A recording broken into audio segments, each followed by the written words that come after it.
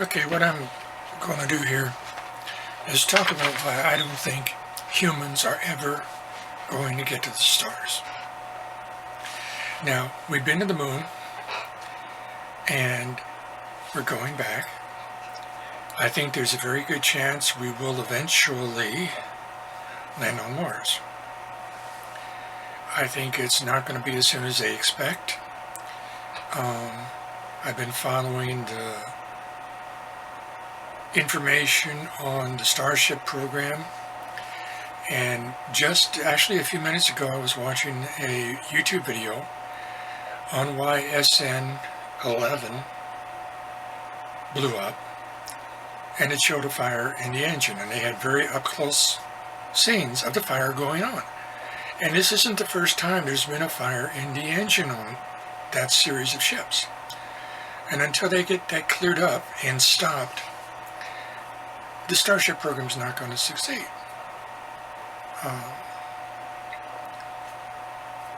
I hope eventually it does, but I think the timeline that has been set up for it is not realistic. But again, I do think we will eventually get to Mars. And we have sent craft to every planet in the solar system. We have landed craft on the moon, we've landed it on Mars, the Russians landed one on Venus. We've had Voyager 1 and Voyager 2, which have even gone beyond our solar system. But it's a lot of difference between sending a unmanned craft somewhere and sending humans somewhere. Now, the issue of UFOs, if they actually are vehicles from another planet with aliens from another planet, then it would prove that yes, you can get from another planet here. But as of now, 2021, there is no absolute proof that any UFO is actually from another planet. And this is what we need, is proof of something. Just because you believe something is true doesn't mean it necessarily is. So I think the safest thing to do at the moment is go with the concept that these are not real manned vehicles. And we're going to have to find our own way to get a manned vehicle to another star and the planets around that star. And I don't think we're ever going to do that.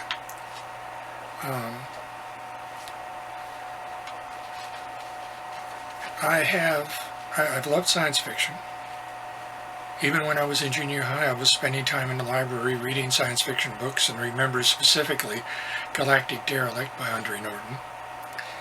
I've watched a lot of TV series, read a lot of science fiction books. I've taken an astronomy course, mathematical astronomy. I was doing a report on UFOs back in high school. I taught science for 30 years, so I'm kind of grounded in the reality of spaceflight. Okay, let's see. Some of the problems we face. First of all, we don't have the technology to go somewhere else, to go to another star system. The reality, the basic, bald reality of things is that space is incredibly hostile to human life. We have lost 2 shuttles with crew. The Russians, the first man they ever had in space was not Yuri Gagarin, but it was a guy before him, and he died because of something went wrong. If you are on, well, you look at Apollo 13.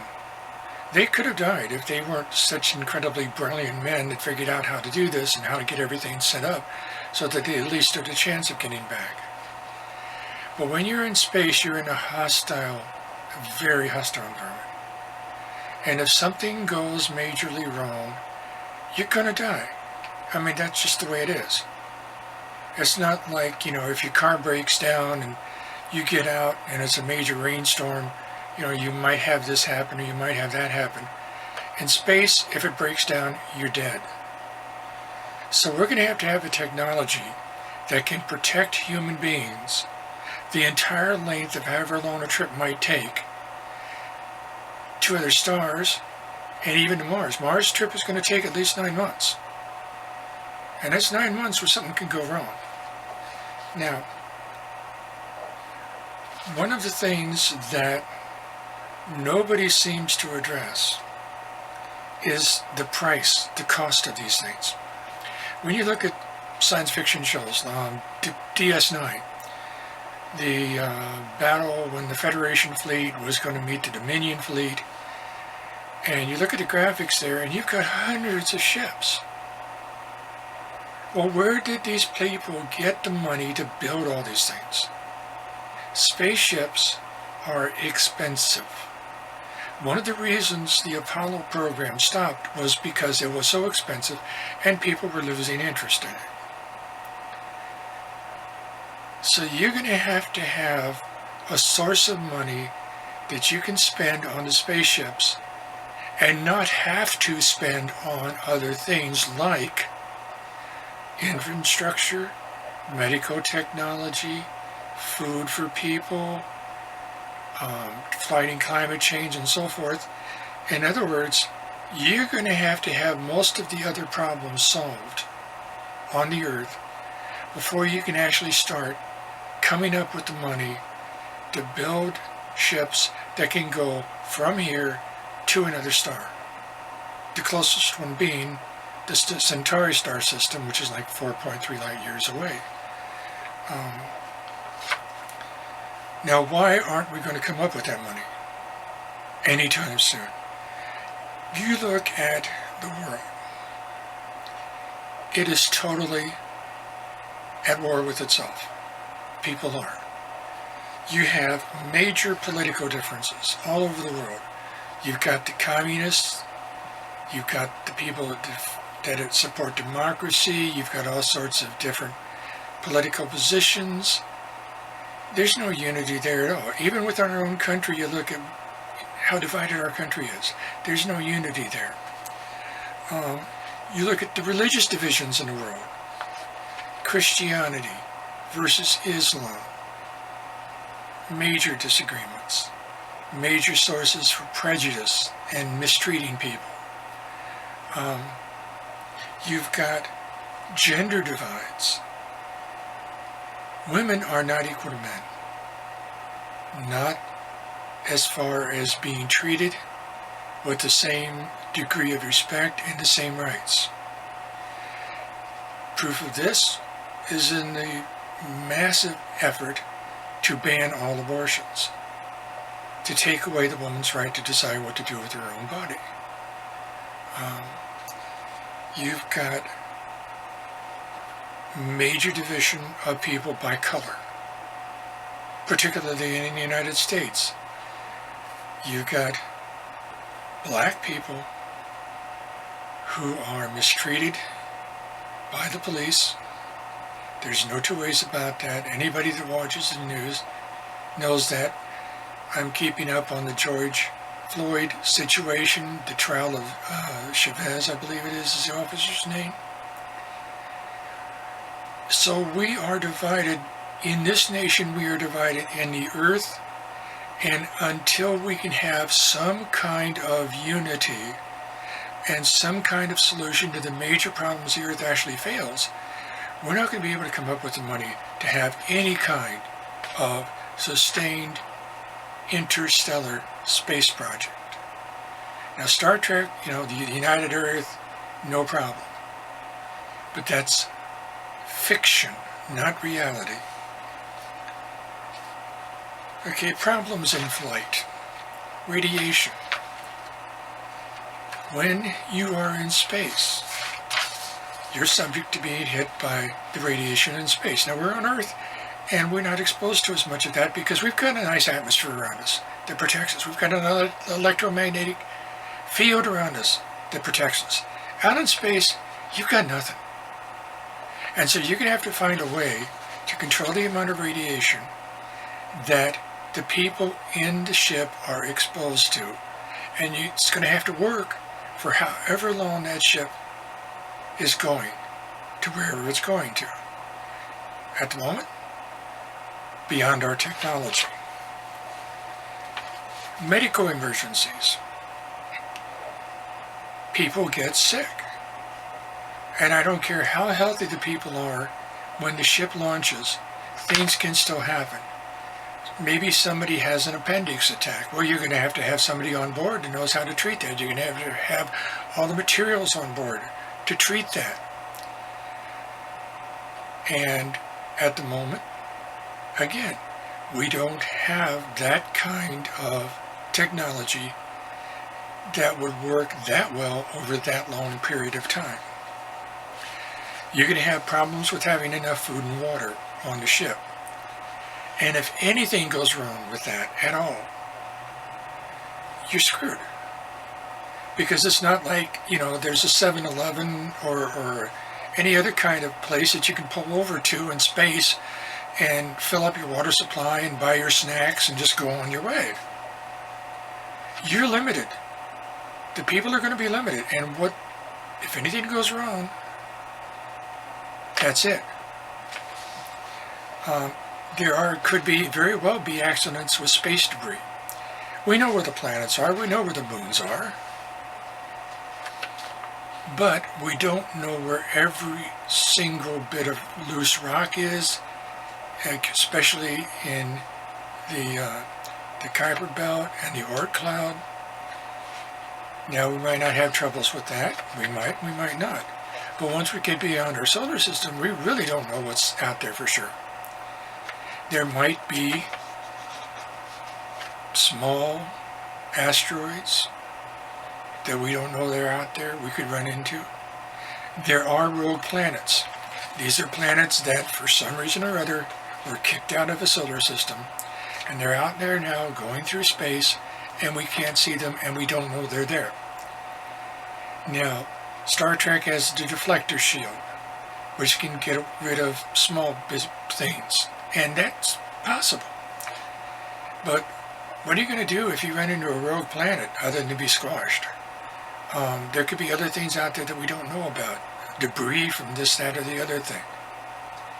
That's going to be a constant danger. And if your ship is damaged, what are you going to do? You can't go down to the street and have a car repair place fix your spaceship. Electrical emergencies.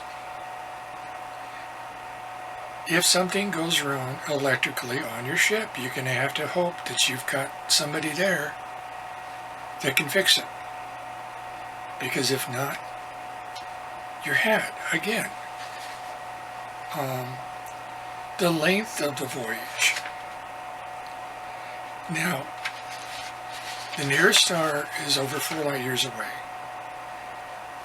We don't have any kind of craft which can even begin to get anywhere near light speed.